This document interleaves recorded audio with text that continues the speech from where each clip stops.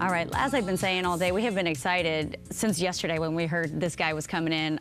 Chargers great Sean Merriman is here with our friend Deacon Jim from Father Joe's Villages. Of course, Pro Bowler, Charger, all of these wonderful things. Lights out. How are you, Sean? I'm doing well. How about yourself? I have been waiting to have you on this show Thank you. for like 2 years. Thank you. I appreciate it. Thanks for having me. Well, first of all, let's talk about the event that you're doing today in connection with the kids at Father Joe's. Yeah. Why did you decide to do this? Well, you know, I've been working with Father Joe's Village for some time, and I think the first event I did with him was almost a decade ago.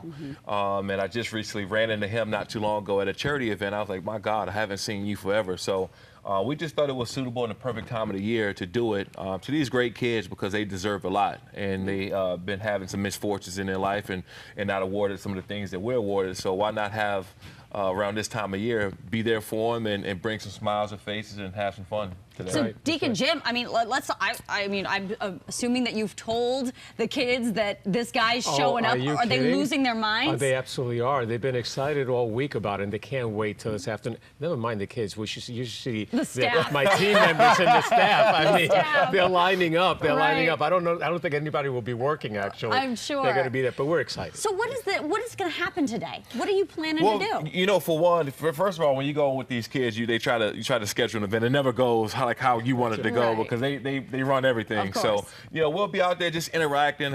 We have some gifts for them, obviously, and you know, we have I think a few football drills set up. We maybe do the autographs, pictures, and you know, this time of year for them is really important because they'll never forget it. You know, I'll never forget the first day that I really worked with Father Joe's Village, and the kids almost a decade ago. I'll run to them when I'm here in San Diego now. Run to him and say, "Oh, do you remember me from Father Joe's Village when you came by?" And I was like, "Oh my God, yes, I do." So these kids in this organization, they never forget, and it's going to be a great time. So, Jim, let's talk about these kids and who they are. I mean, for people that, obviously everybody knows Father Joe's Villages, but these kids are, in essence, homeless, right? They're homeless, and they're with us now in the shelter for a period of time as we try to position them so that they can go off to their own apartments, as an example. So we work with their parents. Some of them come from single parents, single fathers, single moms as well, and some are intact families, but they're with us for a short period of time. During that period of time, we prepare them to be able to go and be self-sustaining. The kids especially, a lot of these kids, as Sean knows, they're developmentally delayed because of their situation. So we work with them in order to bring them up to their peer level. You know, and I was one of these kids a long time ago. I grew up homeless. We lost our 2 homes actually to fires, and we left homes left and lived in shelters and motels. And so being able to be around these kids, I understand how they're feeling, especially during this time of year. So, let's talk about that. Let's talk about that. What is that like, being in a shelter at this time of year? If you're homeless, you have nowhere else to go. You have nowhere else to go, and you start to look for any bright spots you possibly can have. If that bright spot is me and us putting on this event for coming for a couple hours, it's amazing. And I remember just being in a situation we didn't have food, we didn't have a home. And to have an organization like this and partner with and just doing the things that we're trying to accomplish is going to mean everything for them. And we hopefully to be working together and doing a bunch of things for a long time. I could imagine, too, that just having you, somebody that they would look up to, there would help them aspire to be better, aspire to overcome whatever situation that they're in. Yeah, because, right now for them, you're looking for ways to get better. You're looking for any kind of positivity you can grab onto, and having someone like this, especially for being in their position.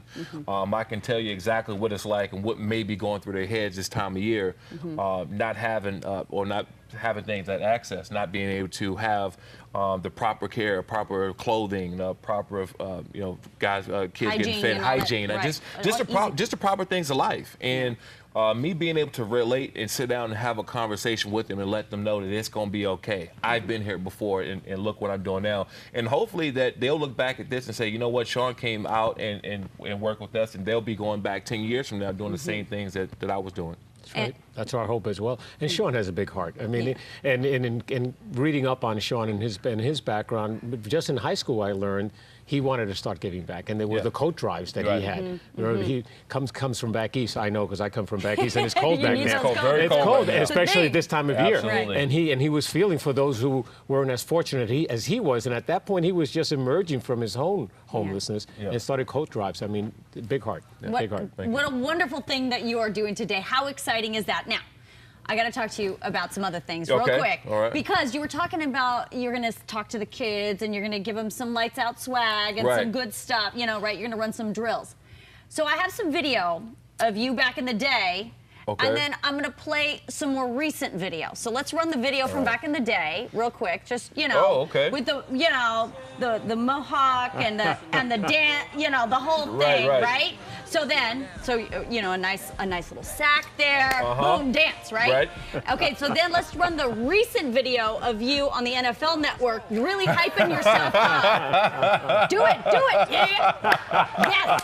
Okay, so now, is this what you plan to show the kids today? Well, I don't think I'm gonna have as much bounce in that lights out dance as I did that long ago. But yeah, and I'm sure these kids can carry it on because they'll have the same energy I had some years ago. I think you should run a clinic on celebration dances. I think Right. that would be awesome. Right, yeah, there we go. That's something we can do. That'd be pretty fun if we do that. Totally would. Okay, and real quick, also, I saw that you were tweeting about Diddy, perhaps, Yeah. buying the Panthers. Uh-huh. Are you serious about that? Yeah. Why? You know, absolutely. Yeah, I got a chance to. I talked to him yesterday. No kidding. Yeah, What do you have to say? I talked to him yesterday, and it's a real deal. Really? It's a serious deal. It's not, because sometimes he does these like publicity No, things. I mean, this is not a publicity stunt. I think that, you know, bringing diversity to the ownership is going to be a game changer, not just for the NFL, but, you know, the African American community alone. I think that you just started to give kids some outlook on what it's like, not only just to be an athlete. You grow up, everybody wants to be an athlete, but they've never really had a majority owner, African American owner. Sure. So by doing this, you open in the doors. Yeah, I have a NASCAR team. Yeah, my absolutely. driver is African American. And just having more diversity in the sport, and what you're really doing is providing opportunities that's not there. And talk about it, and like you're saying with these kids at Father Joe's, giving them It's a vision, That's an right. opportunity that That's this right. can be you when you can overcome whatever. Well, thank you for coming in. No, It is thank so you. nice No, I to appreciate it. finally Thank you. meet Thank you for having me. Always. It's great always to a pleasure, see Lisa. you. Thanks for Merry having us. Christmas. Merry and Christmas. we will send a camera out to see you with the kids Absolutely. today. That's some good I fun. expect a lights out dance clinic. All right, we got it. expect We got it. We're All gonna right, do it. Let's You and talk I, to Allie. She is with That'll be a sight. the Lucky 13. Now I'm going to Allie. have you